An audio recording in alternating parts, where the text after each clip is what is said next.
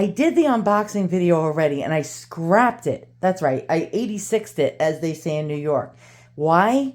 Because I found out a lot more information after I made the video and uploaded it to YouTube. Thank God I uploaded it privately because I found a lot more information. Okay, so this you guys didn't see. I unboxed this last week and I forgot to upload it to YouTube. Good thing I didn't, because now there's a whole bunch of more information I found out about these exciting objects here that you see that are very old. Okay, so this little story, I like French things. Anything antique and French, to me, I want it in my collection. I don't know why, but things that are French are really, really spectacular. The French were known for making luxury products. Let's put the flash on, actually, on my camera here. Okay, so now we can see this much better. All right, so the French were known at making luxury products. And so it was no, it was no, I'm at a loss for freaking words. Oh God, I hate making these videos. I get so nervous. I have anxiety issues, as you can tell. So it was no surprise. It was no surprise why the wealthier people went over to France, and they went on tour, or what we know as the Grand Tour of Europe. So a lot of people, young people that were just getting out of school, just before they got married and had kids, would actually take a trip or a grand tour of Europe. One of the main places, besides like Italy and Germany, was France. Why? Because of the architecture, the culture, and the art. Everything French was beautiful. So they would go to the museums, check out all the most beautiful paintings of the time and of the past, and they would bring themselves back a little bit of, from their trip, a souvenir from their trip. They would actually go check out the beautiful buildings, especially what was known at the time was the Palais Royal. The Palais Royal, or the Palace of the Royals. So once kings and queens, once sat in these buildings, so they would go in and inspect them, check them out, go on tour. Outside these buildings would be what was known as what we would call the boardwalk. So for example, if you're walking through New Jersey, you would go on the boardwalk. After you went for a swim, there would be all these little souvenir shops, right? And you would just, I don't know, maybe buy a t-shirt or a mug or something like that. Well, people on the Grand Tour of Europe, especially in France, would leave the Palais Royal. Along the promenade or a board, it was similar to a boardwalk. It would be loads of stores, store at the store, selling beautiful items that were souvenirs. You would bring it back home. And so these pieces would grace the stores of wealthier type of clientele. They would bring back something that was not cheap, but quite beautiful. And so these are such pieces. These are Grand Tour pieces known as Palais Royal collectibles. Now, I love to collect pieces that came from the Grand Tour. So what we have here is Champlevé. Champlevé was a beautiful enamel work that started, oh my God, thousands of years ago by the ancients, and was carried on through, oh my God, through millennia. And the French really done it right, if you know what I mean. The Russians also are known for this beautiful Champlevé. But the French, oh my goodness, the French and the Chinese and the Japanese, but the French, I love French and Russian Champlevé and cloisonné, which was this enameling technique. Now, I saw this box. It was on auction.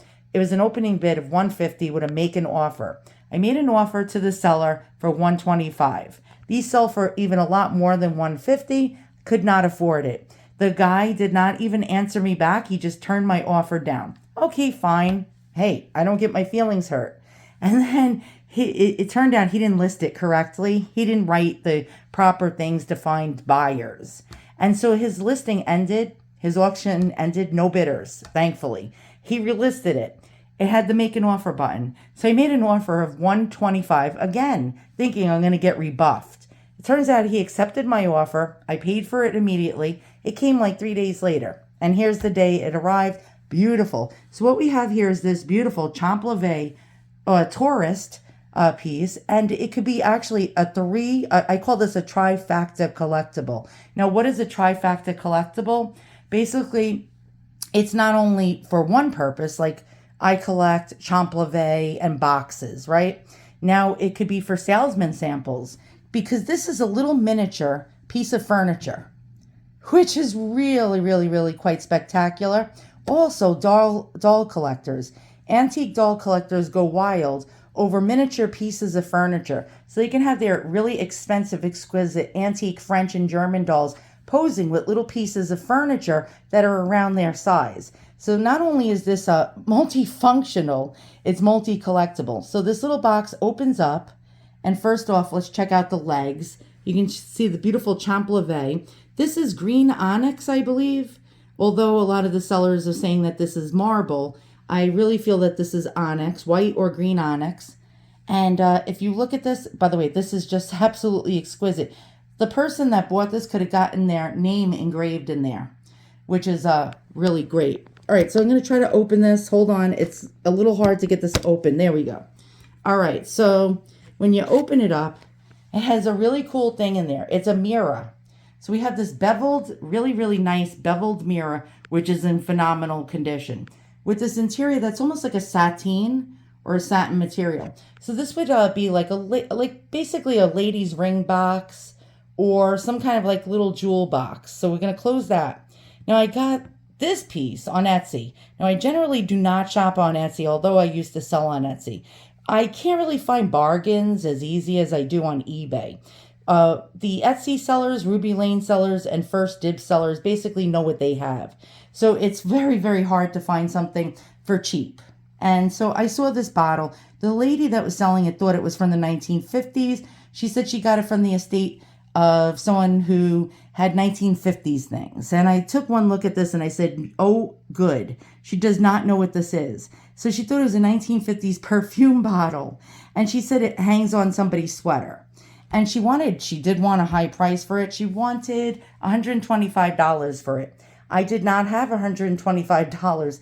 So it had a make an offer button. Yes, Etsy has that now. Some sellers are using the make an offer button. And I offered her $95. She accepted. And now I have this. This is another actually Palais Royal or Grand Tour collectible. This is a lady's scent bottle. And this is circa 1870s, 1880s. It comes with the original chatelaine. I'm going to show you this. This is a chatelaine chain with this little piece right here, champleve as well. This clip would have went in a lady's waistband of her dress. And she could uncork this and actually put her scents or her smelling salts in there. Very cool.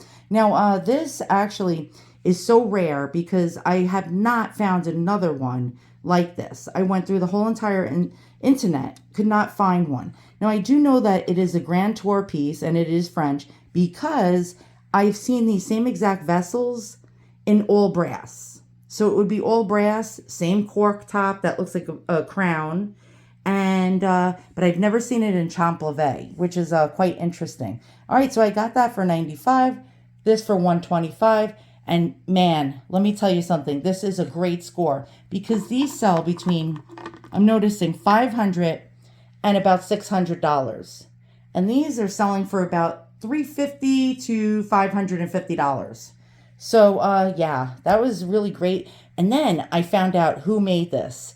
Okay, I'm finding a lot of pieces with this champleve, with this ormolu bronze, but I'm like, who made it? Who made these pieces? Who is the person behind the making of these tourist pieces or souvenirs? Well, we're going to find out today. Not one person, okay, that's selling these, and here's another one, same size as mine, just slightly different, being sold for $4.95. Here's another one. Let's check them out. Here's another one. Same exact one as mine. I mean, to the T, just damage on the bottom. And what does it say? Consult. Whenever it says consult, that means the price is too damn high. You don't want to see it on there. You'll get turned off. So contact us and we'll tell you the damn price. You'll find more pieces of these champleve Grand Tour pieces, $294.45 for a teeny tiny little stamp box. And I'm finding a lot of these things that belonged like on desks or vanities or tabletops. And I'm like, who made these? All right, let's continue to check out some other pieces. And here's another one. This is another little stamp box being sold for 230 euros, which is, I don't know, probably about 275 US. Let's continue to go. Now I found another one on a really highfalutin website. This is a stationary letter rack stand, and quite beautiful. Again, we have that beautiful onyx base. And let's keep going. Let's look at more. And here's another box. This one sold. This one does not have the base like mine. And it sold for $255.85. Another box like mine, $550. And here we go. This is just absolutely gorgeous. This is a gilt bronze Champlevé enamel centerpiece. Really gorgeous. This one sold for, oh my goodness, how much is it selling for? $1,129. And we have another piece here, which is quite strange because I don't know what it is. And it says it's a pectoral. It's a Champlevé pectoral with lapis stone. I don't know what the heck a pectoral is, but you see a lot of these beautiful pieces. Yes, 4,250 doll hairs. Insane. Absolutely insane. But these little pieces selling for a great big deal of money. We found our maker. Okay, so here he is. Ferdinand, I'm going to pronounce it wrong, it's French, Barbedien. Okay, so basically he started his career as a dealer in wallpaper in Paris. In 1838, he went into partnership with Achille Colas, who had just invented a machine to create miniature bronze replica of statues. Together they started a business selling miniatures of antique statues from museums all over Europe, thus I don't even know how to pronounce that, democratizing art and making it more accessible to households. From 1843, they extended their scope by reproducing the work of living artists and also diversified by making enameled household objects. Okay, that's very interesting. Here's another one of his famous pieces, again with the onyx. And here we go. And wow, that is just beautiful. This is a centerpiece.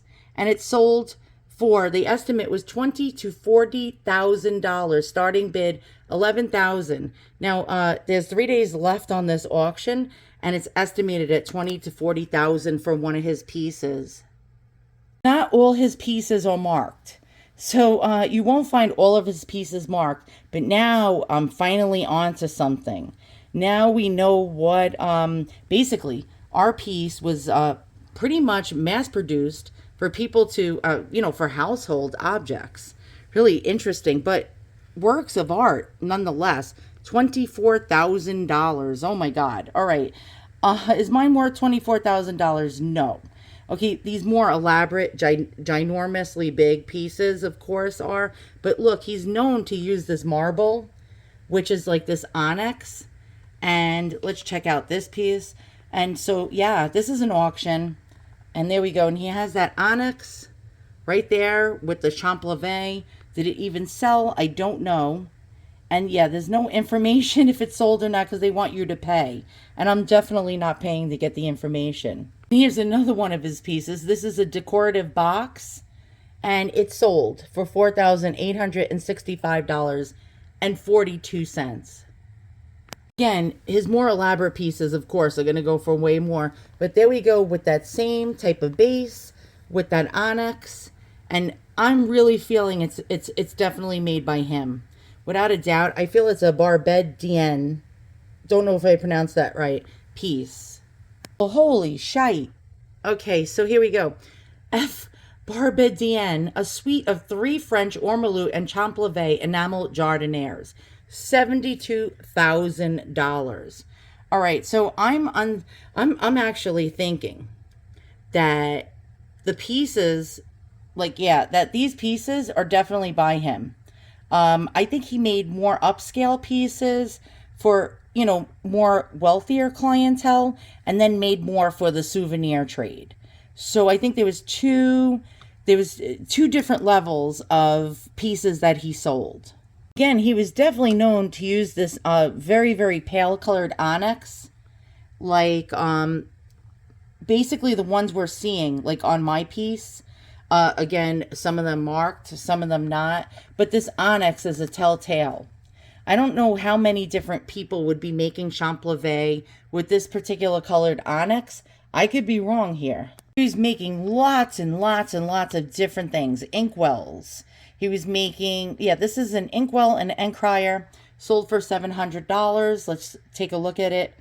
And yeah, it looks absolutely gorgeous. Okay, so I think that's what we have here. I think it's a Ferdinand Barbedienne piece. I think it was made for the tourist trade. And yeah, that's totally what the feel I'm getting here. Is this piece even marked? I don't think his all his pieces were marked. And I'm looking to see if there's a mark on this one. And no, there is not a mark on this one. So they were not all marked, which is quite interesting. But yeah, very much like mine. Wow, yes. I'm going to say it's a work of his. So now, after finding out what I found out, I am definitely going to be on the hunt for more of this guy's works. We know that this is most likely a piece made by him for the tourist trade. I cannot say with 100% certainty, as I'm not an expert. I am definitely not like an art history major over here, but I'm going to take a look at this and say, this is high quality. This is really extremely high quality. And this is not something that was just made, you know, for $10. Like, you know, when you go into, I don't know, I am a New Yorker. Okay. I've never bought a souvenir, but if you come to New York, you're going to go into a souvenir shop and you're going to buy like a $5 mug or an I Love New York snow globe. Okay. This is not what this is. Although it was a souvenir piece, this is actually not something that was meant for the poors, if you know what I mean. Okay, you can see this is exquisite, absolutely exquisite. And so, yeah, I'm really blown away by what I learned. And I'm almost 100% certain it's one of his pieces. And this is one of his pieces also. Made for the tourist trade. So less opulent, less fancy, but fancy nonetheless. Thanks for watching. I hope we all learned something today. It's really fun to do research and find out what you get, especially when it comes to old things. I like finding out the history of things, who the artists were of these beautiful, exquisite pieces. And once again, I feel like I scored because, well, I'll never sell this because I love it so much. But I mean, getting it for $125 was a really great bargain. And getting this piece for only $95 was another great bargain. Thanks for watching. I'll see you guys all on the next unboxing.